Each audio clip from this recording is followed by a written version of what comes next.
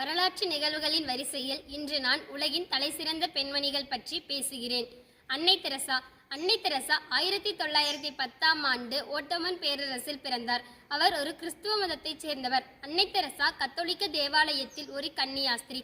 அவர் சிறுவயதிலிருந்தே மத வாழ்க்கையை வாழ விரும்பினார். 1929இல் அவர் இந்தியா வந்தார். இந்தியாவில் பல ஆண்டுகள் வாழ்ந்த பிறகு அவர் இந்திய குடியுரிமையை ஏற்றுக்கொண்டார். பக்தியுள்ள பெண்மணிக்கு 1962இல் பத்மஸ்ரீ விருது வழங்கப்பட்டது. 1980இல் பாரத ரத்னா விருது வழங்கப்பட்டது. அன்னை தெரசாவுக்கு தொடர் மாரடைப்பு ஏற்பட்டது. செப்டம்பர் 5, 1997 அன்று அவர் தனது இறுதி மூச்சை சுவாசித்தார். இரக்கத்தான் பிறந்தோம், அதுவரை இரக்கத்தோடு இருப்போம். கண்ணுக்கு தெரிந்த மனிதனை மதிக்காவிட்டால் கண்ணுக்கு தெரியாத கடவுளை மதித்தும் பயனில்லை. வாழ்க்கை என்பது நீ சாகும் வரை அல்ல, மற்றவர் மனதில் நீ வாழும் வரை என்பது அன்னையின் மொழிகள். டாக்டர் முத்துலட்சுமி அம்மையார். அடுப்போதும் பெண்களுக்கு படிப்பதற்கு என்ற ஆணாதிக்க சமுதாயத்தை எதிர்த்து படித்த முதல் பெண் மருத்துவர். தேவதாசி முறை ஒழிப்பு சட்டம், இருதார தடை சட்டம், பெண்களுக்கு சொத்துரிமை வழங்கும் சட்டம், குழந்தை திருமண தடை சட்டம் ஆகியவை நிறைவேற காரணமாக இருந்தவர். ஔவையார். ஔவையார் இரு அரசர்களிடமும் தூது சென்று போரை தவிர்க்க துணை புரிந்தவர். எத்திசை செய்யினும் அத்திசை சோரே என்று அஞ்சாத அரசனிடம் உரைத்த வீர பெண்மணியே ஔவையார். ஔவையார் எழுதிய முதல் பாடல் ஆத்திச்சூடி. உலகில் பிறக்கும் ஒவ்வொரு குழந்தையும் முதலில் படிக்கும் சிறப்பு.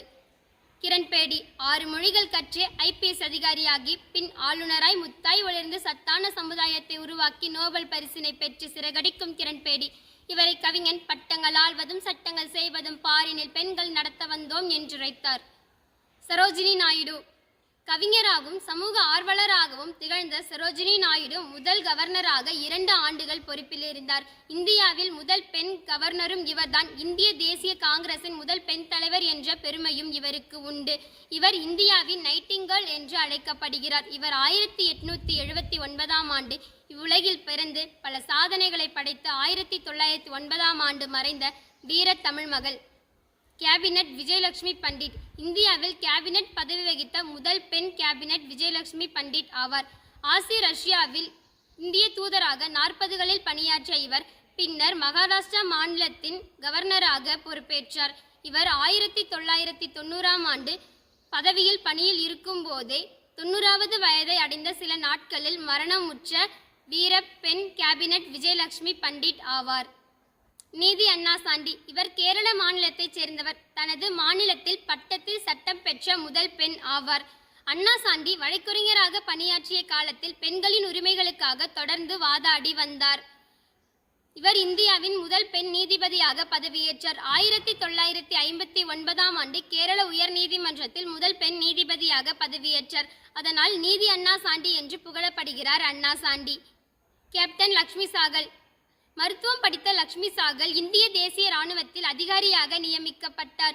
ஜான்சிரானின் பெயரில் படையை உருவாக்கிய பெருமைக்கு உரியவர் கேப்டன் லக்ஷ்மி சாகல். இதற்கு பெண்கள் பலரும் ஆதரவு தெரிவித்து படையில் இணையவே அன்போடு கேப்டன் லக்ஷ்மி சாகல் என்று அழைக்கப்பட்டார். இந்திய சுதந்திரத்திற்காக பாடுபட்ட புரட்சியாளர் தான் கேப்டன் லக்ஷ்மி சாகல். 1998இல் பத்மவிபூஷன் என்னும் விருதை இவர் பெற்றுள்ளது குறிப்பிடத்தக்கது. நம்ப முடியாத வகையில் 19ஆம் நூற்றாண்டில் தொடக்கத்தில் பிறந்து 20ஆம் நூற்றாண்டையும் கடந்துள்ளார். மேலும் குறிப்பிட வேண்டுமானால் 1914ஆம் ஆண்டு முதல் 2012 வரை இவ்வுலகில் சிறகடித்துள்ளார். மேலும் 98 வயது வரை வாழ்ந்து மேலும் வியக்க வைத்துள்ள வீர பெண்மணியாக கேப்டன் லக்ஷ்மி சாகல் திகழ்ந்துள்ளார். கல்பனா சாவ்லா. இந்திய அமெரிக்க விண்வெளி வீரரான கல்பனா சாவ்லா இந்தியாவில் முதல் பெண் விண்வெளி வீரர் ஆவார். தனது குடும்பத்தில் உள்ளவர்களை எதிர்த்து தனக்கு பிடித்தமான விண்வெளி துறைக்குத்தான் வேலைக்கு செல்வேன் என்று உறுதியுடன் இருந்து தனது கனவை நனவாக்கினார். தனது 41வது வயதில் விண்வெளியை அடைந்தார். விண்ணுலகத்தையும் எதிர்பாரா விதத்தில் அடைந்து விட்டார். மங்கையராய் பிறப்பதற்கே நல்ல மாதவம் செய்திடல் வேண்டும் அம்மா. இதுபோல் இன்னும் பல புதிய தகவல்களுடன் உங்களை சந்திக்கும் வரை உங்களிடமிருந்து விடைபெறுவது நான் உங்கள் கீர்த்தி. 9th T3 பாரதி மேல்நிலைப்பள்ளி, ரெட்டிப்பட்டி, நாமக்கல். நன்றி.